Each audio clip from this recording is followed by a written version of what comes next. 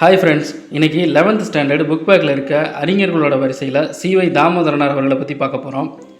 இவரை தமிழ் பதிப்புலகின் தலைமகன் அப்படிம்பாங்க. ஏன்னா தமிழ் சங்க நூல்களை தேடி அவற்றை மீட்டெடுத்து அதை பரிசோதித்து ஒப்பிட்டு இவர் பதிப்பித்து வெளியிட்டிருக்காரு. அதனால் அப்படி சொல்கிறாங்க. இவர் இலங்கையில் இருக்க யாழ்ப்பாணத்தில் பிறந்திருக்காரு. எப்போ பிறந்தார்னு பார்த்தீங்கன்னா செப்டம்பர் 12, 1832. இவருடைய பெற்றோர்கள் வைரவநாத பிள்ளை, பெருந்தேவி. இவர் தன்னுடைய 20வது வயதில், அதாவது 1853ஆம் ஆண்டு நீதிநெறி விளக்கம் என்னும் நூலை உரையுடன் பதிப்பித்து வெளியிட்டு எல்லாருடைய கவனத்தையும் ஈர்த்திருக்காரு. இளம் வயதிலேயே தமிழ் இலக்கண இலக்கியங்களையும் ஆங்கிலத்தையும் நல்லா கற்று தேர்ந்திருக்காரு. அந்த காலத்தில் யாழ்ப்பாணத்தில் புகழ்பெற்று விளங்கிய வட்டுக்கோட்டை சேமினேரியில் சேர்ந்து அறிவியல் துறையிலும் பயிற்சி பெற்றார்.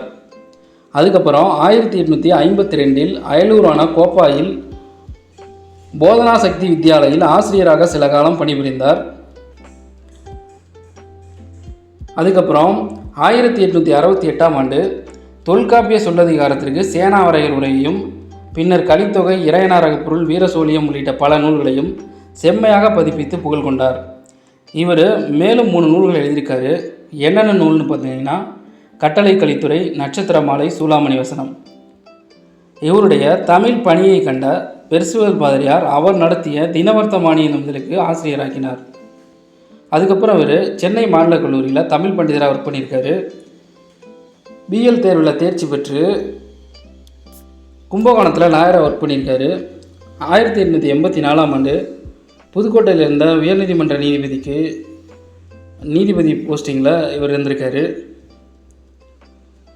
அதுக்கப்புறம் 6 ஆண்டுகளுக்கு பிறகு அவர் ஓய்வு பெற்று இவருக்கு 1895ஆம் ஆண்டு ராவ் பகதூருங்கிற பட்டம் கொடுத்து இவரை சிறப்பிக்கிறாங்க.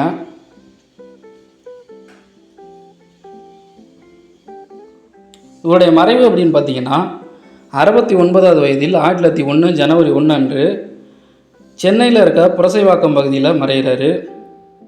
நினைவகங்கள் அப்படின்னு பார்த்தீங்கன்னா அவருடைய உருவச்சிலை அவர் படிப்பித்த கோப்பாய் கிருத்திய கல்லூரியில் நிறுவப்பட்டுள்ளது. அதாவது அவர் சொல்லி கொடுத்த அந்த காலேஜில் இவருடைய உருவச்சிலை இருக்குது அப்படின்னு சொல்லியிருக்காங்க.